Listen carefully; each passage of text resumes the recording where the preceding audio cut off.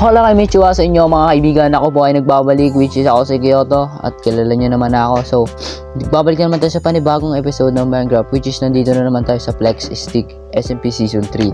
So mga kaibigan, tayo nga pala ay may agenda. So alam nyo na, nakita mong may platform na dyan. So ano nga ba ang gagawin mo, kuya mo, Kyoto? So gagawa lang naman ako ng rest house. So alam nyo na, papakita ko sa inyo, pero bago yun, samahan nyo muna ako pumunta ng shopping district at bibili muna ako ng pagkain. So nakita nyo sa inventory ko, ang linis-linis, wala akong pagkain, boy. So pumunta muna ako shopping district para mag-shopping. So tara, kita-kita na tayo sa may shopping district. So yung mga kaibigan, at nandito na tayo sa may shopping district at bibili tayo ng makakain natin siguro. Sino to?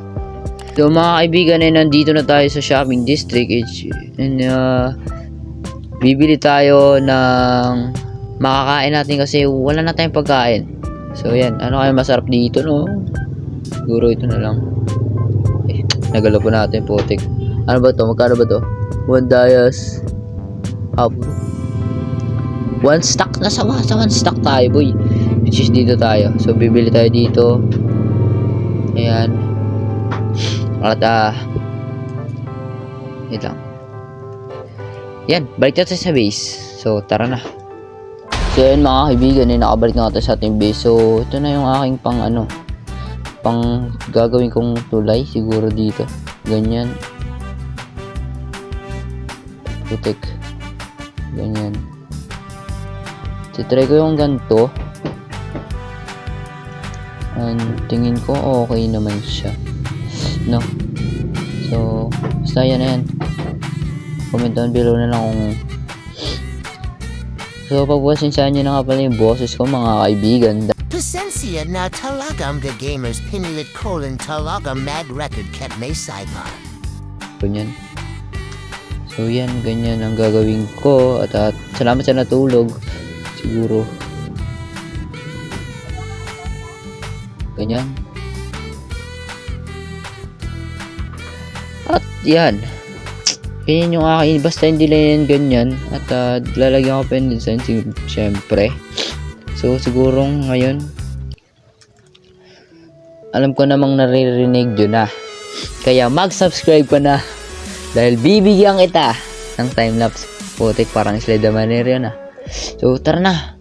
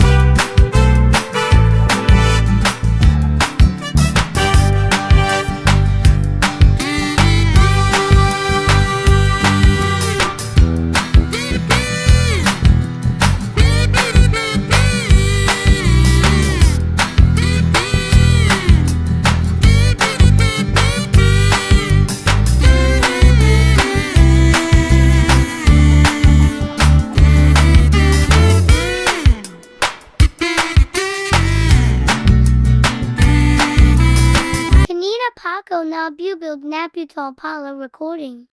So mga kaibigan, natapos na natin yung ating base. Ay hindi, actually hindi to base. Siguro ito rest house ko lang, pero dito na rin ako titira. Ililipat ko na yung mga gamit ko dito kasi, ewan, basta. Dito, gagawin ko yung portal ko doon. Dito siguro.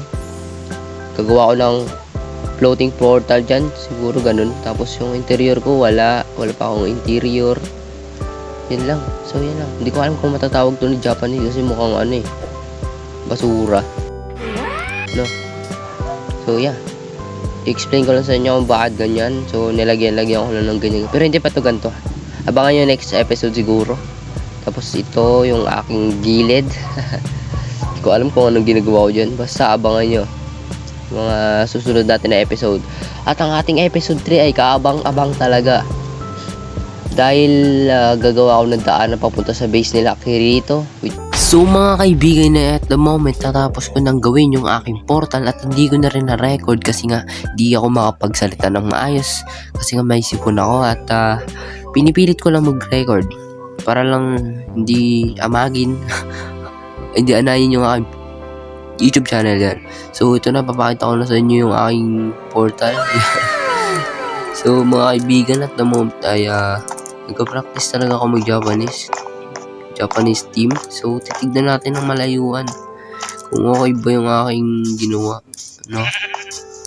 Kung para pagpasok ni Kiri ito ay maganda yung aking base dito.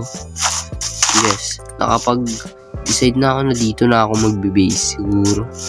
At yan, Japanese yung vibes, no?